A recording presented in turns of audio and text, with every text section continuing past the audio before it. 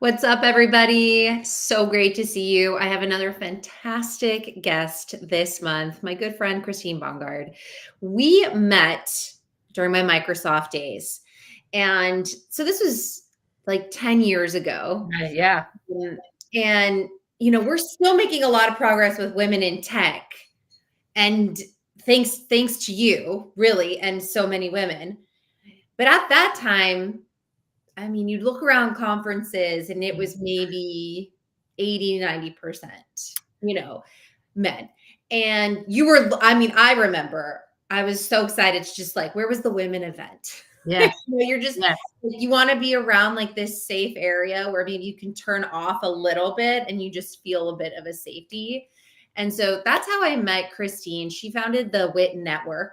I'm going to let her talk a bit about herself. Please, if you're listening or watching today, say what's up. Let us know where you are at. Make some comments, ask some questions. Can't wait to hear from you. Be sure to connect with Christine.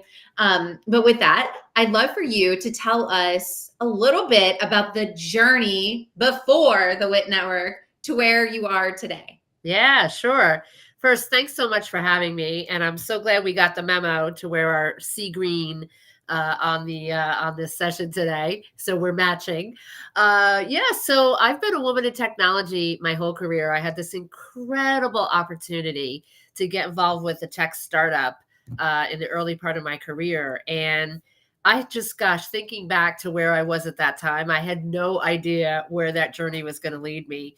But we had that company for 27 years, and I'm so grateful for the experience of that, the good, the bad, and the ugly of a tech, entrepreneur journey, because there definitely were a lot of ups and downs. But that's where I really fell in love with technology, just the fast-paced, changing transformation.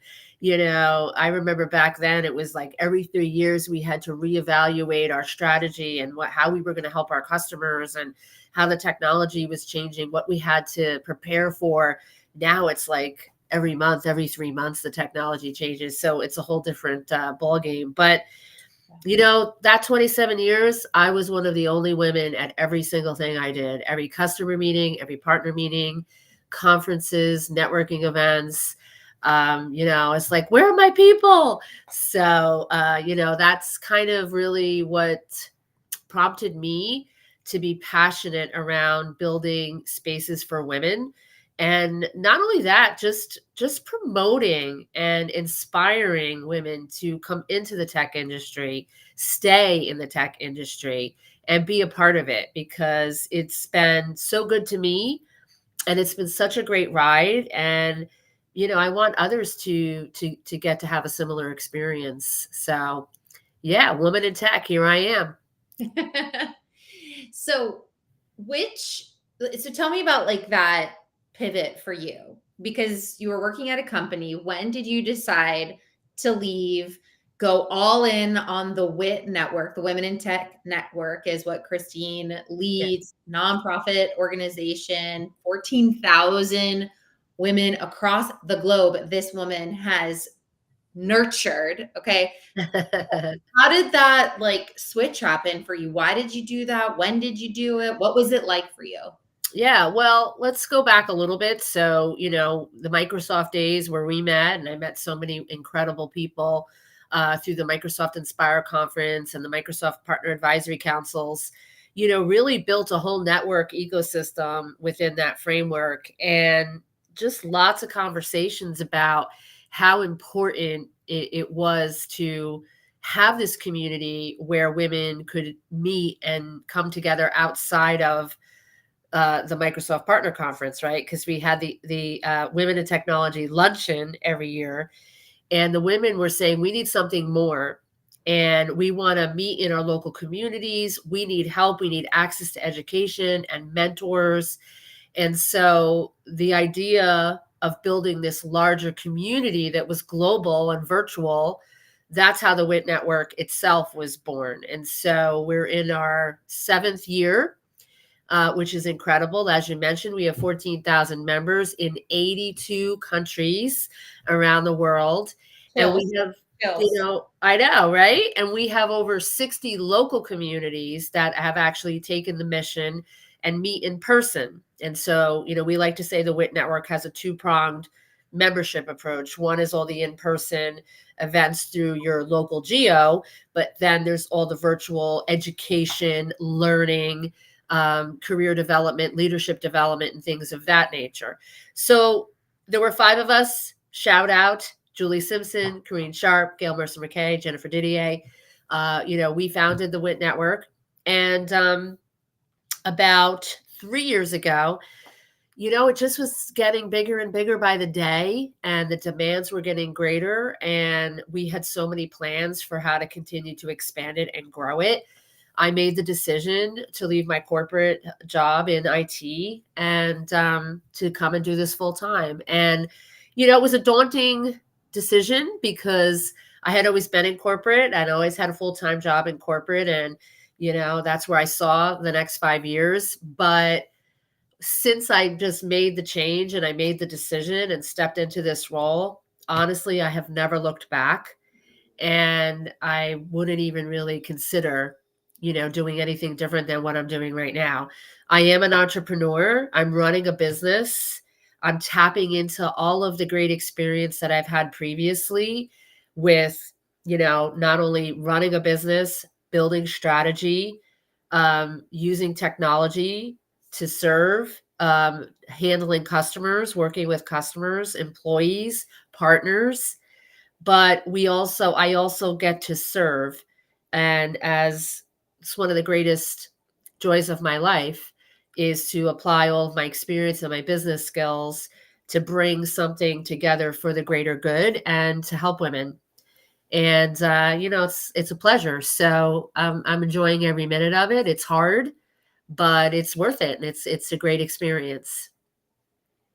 What a journey. And what you're doing is purposeful. It feels like you're not just serving, but you're fulfilling your purpose on this short amount of time.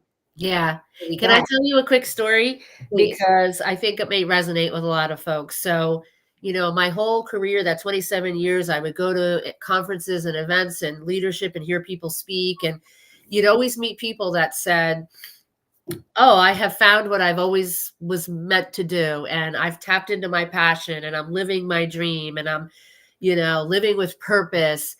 And I used to struggle, as happy as I was for those people. I used to struggle for myself because I'm an achiever and I'm always striving for the next thing. And, I used to question, how come I don't know what my purpose is? How come I'm not living that? How come I can't say those words? I mean, I loved what I did. I enjoyed my work, but that's different from living with purpose. And I always kind of felt a little down about it. And I'll never forget this, but on our very first webinar for the WIT Network, it was September 27th, September 27th, 2017. And Gabriella Schuster helped us announce the birth of the WIT Network. And I got so much feedback. People were messaging me everywhere how excited they were. And I remember sitting at my desk saying, I found my purpose. This is what I'm meant to do. Like, it just hit me like a wash over my whole body. And again, as I said before, like, I've never looked back. I just knew this was it, because again, it's this combination of when you're tapping into natural skills and experience that you've built up over all this time and applying it to your work, which also has this purpose. It's just a magic, like, trifecta. Yeah. I love that story. Thank you for sharing. And I feel like I had a similar moment too, where, it's like, I knew I wanted to share my voice. I didn't know how. And I felt that, like, knowing similar, so many professionals know that feeling. I'd Yeah. say 99% Mhm. like their jobs and what they do, but do not feel purposeful. Right. We don't. Right. And similar to you, it was like, there's something more. And when I shared my voice and got that feedback, it was like it washed over me too, that there was no going back. Yeah. Like, this is where we're going. and hold on. And you know how I think that happens though, Christine? It's being open to the possibility of something else. And you were like, hey, this is interesting. I like this. I'm going to do this at work. Sidebar. Like you just were kind of adding and going and then it happened. And I hope that's really inspirational for a lot of people because you don't always have to have a plan, it's like you just keep feeling into Yeah. what feels and Yeah. ignites excellence, right? Yeah, that's a great point, that I don't know that if it's really something you can plan, because it evolves, Yes. and I do think about you, honestly, as somebody who is also living with passion and living and working in this state of joy. Like when I see your videos and I see the things that you're sharing, it's hard to believe you did anything before that, because you are lit up, and there's such an authenticity about your presence. And I think, and the same with me, a lot of times I can just talk and talk and talk and talk about what I do, but it's because it's just real, like I'm living authentically because this is what I love. And I see the same, with you when you're sharing your work with the world. So yeah, we're really fortunate, and I don't take it for granted, Yeah. because I had a lot of years where I didn't have it, and I understand that, and it is hard. It's elusive sometimes, but I'm very, very grateful. Yes, absolutely. You see what she just did? She acknowledged how amazing she is, but then she also kind of lit me up, and that made me feel so nice. Aw. And I think that's like a big thing professional women forget to do.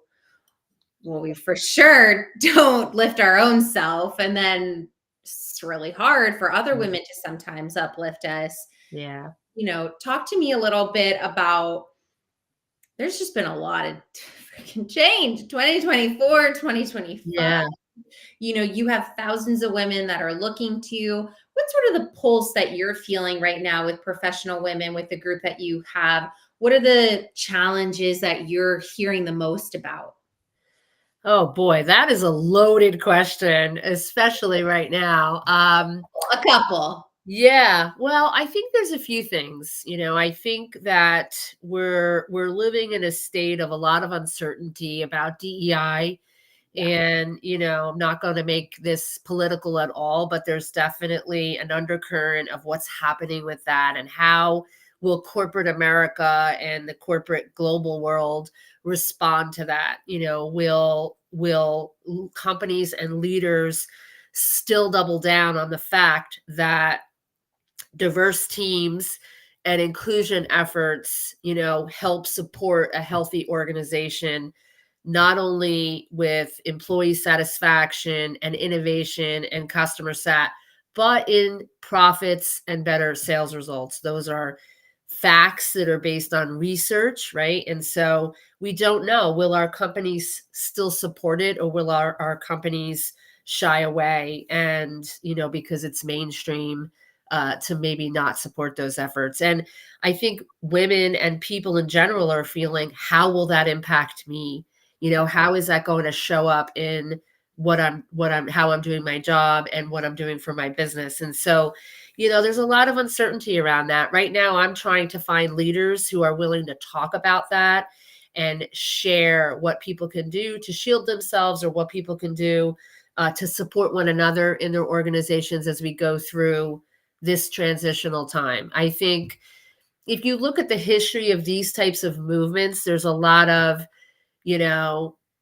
ups and downs, right? So we may be in a down, it's going to bounce back. That's what I try to instill hope, that there may be an adverse reaction to some things that are happening, but in the end, I do think it will flatten out and reason out back to a place that's right, where we are having inclusive workforces, and we are having diverse teams, and we're still working hard to make sure that representation matters, because it does. So I think we have a lot of folks dealing with that. We're coming off of a 2 to 3 year period of a tremendous amount of layoffs in the industry. And so I think, there's concern about that. There's a lot of people that are still out of work. There are people that are maybe afraid to make a change because of that. And that holds people back, right? That's a fear, that potentially holds people back. People may not be happy in a role, but they'll say, it's turbulent waters out there. I'm going to stay where I am. And I certainly understand that. But I would challenge them to say, what can you do to build skills up? What can you do to help yourself develop further? So when it gets a little calmer, when the waters change, you're ready to go. You're armed, you're amped up, you've taken yourself developmentally to the next level. And that's a lot of what the WIT network tries to provide: leadership development, professional development, skills building. What can you embrace with AI? That would be my third pillar, I think, of what's happening out there. Is there's AI technology is out there, and what can we do as workers what can we do to learn the technology, embrace it, challenge ourselves to figure out how to be more efficient with our tasks, to allow us more time to be innovative, to be creative, to work with customers. Like, think about it. The robots and the technology cannot do those things. Those are the things that are special for humans. So if you look at your job and you think about all of those parts, the parts that the AI can't do, you want to make that pie of your day bigger, because that's where the impact is going to come. That's where you're going to stand out. That's where you're going to shine to your customers, to your leaders. And so, I think those are things that I'm trying to help women understand. The research is showing that women are not adopting AI technology as fast as men. They're waiting for permission. They're not as confident. And we have to say and drive home the message that, come on, the time is now. This is a great opportunity for women to sort of level that playing field in terms of the gender gap with technology. And so it's an exciting time. And so let's not be fearful. Let's understand it's here to stay. And what can you do to adopt this personally to help you scale your career? So that's a snapshot of, I think, a couple of the big things that are on women's minds right now. And hopefully we're a source of inspiration and also education on those things to help women get through it. Yeah, that's a great recap. I think that you hit the nail on the head, Christine. I said all those things as well. It's a lot going on right now. I mean, we're in a time of transformation that hasn't happened since maybe, Civil War, kind of timeline. So we're just really buckle up, keep buckling up. And I want to just say, and it's Women's History Month. Yeah. And International Women's Day coming up. That's right. And the WIT Network is honoring that. By the way, I am a community leader of one of those 82 GOs. Thank you. That's right. That's right. So if you're in Austin, you're interested, you just ping me. We'd love to have you join some of our events. And we're going to be honoring International Women's Day and firing up Texas and the WIT Network at the conference. I want you to talk a little bit about what this conference, the inspiration behind Igniting Excellence, what can people be excited about? I will be there. I will be there not only doing a session, but I'm going to be supporting and emceeing. Christine has given me the opportunity to step into something I've wanted to do. So thank you. I would love for you to just talk a little bit about what's in store for that. Sure. Well, I can't wait, by the way, to see you on the stage with your cowboy hat and your boots, and bringing some of that Texas flair. I've been working on my outfit. Okay, I have a couple things. I mean, you were the perfect person for this, so I'm really excited that you're going to do it. You said right before this segment, you said, buckle up, and I was going to comment on that. Yeah, buckle up, but also find your community, to grab hands together, and no one needs to go through all of this alone.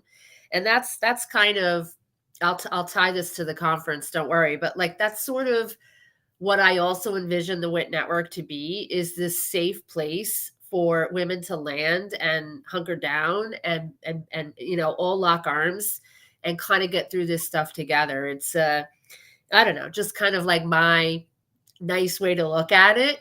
And so the conference is really an extension of that, because our first two International Women's Day conferences were in person. The first one was in Kansas City, and the second one was in Toronto, and they were both really, really great. I mean, we got so much wonderful feedback. Then the pandemic hit, actually, as I was flying home from Toronto in 2020, the world was ending. And and we've had to do them virtual, ever since. And so I get a lot of emails from women saying, when can we be together in person again? And I think there's just, listen, it's a lot of money to do an in-person conference. It's a lot of work. It puts a lot of strain on us, but I think there is something special about being together in person, being able to give a hug, being able to see a smile, like looking eye to eye in real time with people is super meaningful. And so, we thought it was time. We thought it was what our community needed. And, we're happy to provide it. So we selected Dallas. We're doing it in partnership with the IAMCP, the International Association of Microsoft Channel Partners. They're going to have their conference. Their North America Illuminate is in the first part of the week. We're the second part of the week. And we thought that that might be nice because some of our community members are in both organizations. And this way they could, get a double value out of the event. But the event is titled Igniting Excellence, Women Coming Together to Shape the Future. And really the thought behind that is I wanted to provide a lot of inspiration and also practical how-to for women to really take a hold of their career, really get a hold of their dreams. What are their next steps? Whether it's a promotion, whether it's a new role in their company, whether it's a new job, whether they want to start a business, whether they want to pivot into tech, whatever that dream is, like now is the time to start to set your sights on that and what is needed to go from A to B, to take that first step. And also, not wait for permit, be coached and be inspired to not wait for permission, not to wait for your manager or your HR leaders to set out a career path. Long gone are those days when people had the time to really provide that to employees. And it's not a knock as much as it's just that times are different now and they're not really able to do that. And so we have to chart our own paths. We have to build that dream. We have to analyze our skills to say, hey, if I want to get over to here, what do I need to get there and how do I achieve it?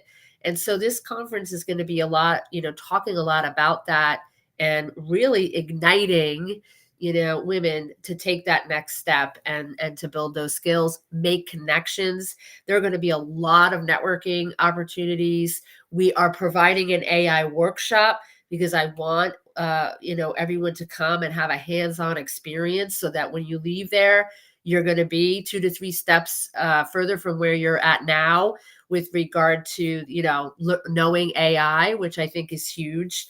There's a career igniter hub, which is going to be a great place to come for job seekers. They can meet companies who are hiring. We're going to have coaches. We have 2 coaching corners there. Women can schedule 15-minute coaching sessions. Robert Half is sponsoring. They're going to be doing theater sessions all throughout the day, each of the days on different negotiation skills, personal branding, building your resume, just different things like that. So all little steps to help people on their career progression. And then, of course, incredible keynotes and breakout sessions, which will be all on, education and professional development. It's such a rock star packed. I know it's super, super packed. There's everything that you need, right? Professional and personal development, great people, and it's in Dallas. There's still time to come join us. In the comments, we'll drop a link to register. And if you are in Texas, you can get 10% off. Just use 10 off. And yeah, just really, really excited. And I think you're 100% right that people are yearning to be together. Mm-hmm. I think while we're, AI and everything, technology is changing everything. I think that we're going to see this like analog sort of movement happen again, Yeah. because people are craving that Yes. personal connection. People don't want to be on social media all the time, right? They Yeah. don't want, they're tired. They're getting fatigue of the virtual conversations and virtual coffees. So I know I am, right? Yeah. I Mhm. work at home all the time with my team. So that's why I get really excited when I can go to different events and meet and mingle and fill my extroverted cup. Yeah. So definitely check it out. If you are listening right or watching right now, go to the website. There might be a chapter. Most likely there's a chapter. Yeah. Most likely you will have it in your city. And I mean across the globe, because I have people that, follow me from across the globe. And so you could become a member for free if you want. And then you could decide if you want to pay. It's a couple $100 for the year. Highly suggest that you consider that opportunity. Christine, you're a doll. I'm so happy. Aw, so are you. So are you. Yeah, and if people, if we don't have a community out there in their areas, they can start a community. And that's a great way to flex some leadership skills, communication skills, teamwork skills. We have a whole Witna box that can help you get your community off the ground, and lots of other community leaders that you can pair up with, to learn more about the experience. But thank you so much for having me. And again, I'm just so glad that we've stayed in touch. I think that's really important to note that, one of the big things I like to talk about is networking and building relationships and nurturing those relationships. And, you never know where things are going to lead in the future, how you're going to, I'll say need, but, can partner with people out there. And so, we've stayed in touch, you and I, over all these years. And now look at us, supporting each other in ways that, is so important for both of our organizations, which is great. And, you talked about events, and it was so lovely to see you. I saw you at an event recently too. Yeah, I went to 3 events in Q4 of last year, and I did more for my business at those 3 in-person events than I did in the last, like, 2 years with regard to leads and business. And so it just goes to show it's so important to be out there and to be networking and meeting people, because then those people are gonna introduce you to other people. And again, it's that nice face to face, shake your hand, give a hug, that kind of stuff. You know what? The age of technology and all of that, it's not going to do away with the fact we're still humans and we like to do business with other humans. And so I just want to put a little plug in there that, in-person events really do help you to scale your business. Oh, yes. Huge, huge, huge, huge. Yeah. Yep. Well, All thank you right. so much. Thank you. See you soon, everybody. Thanks for See watching. you in Texas. Yeah.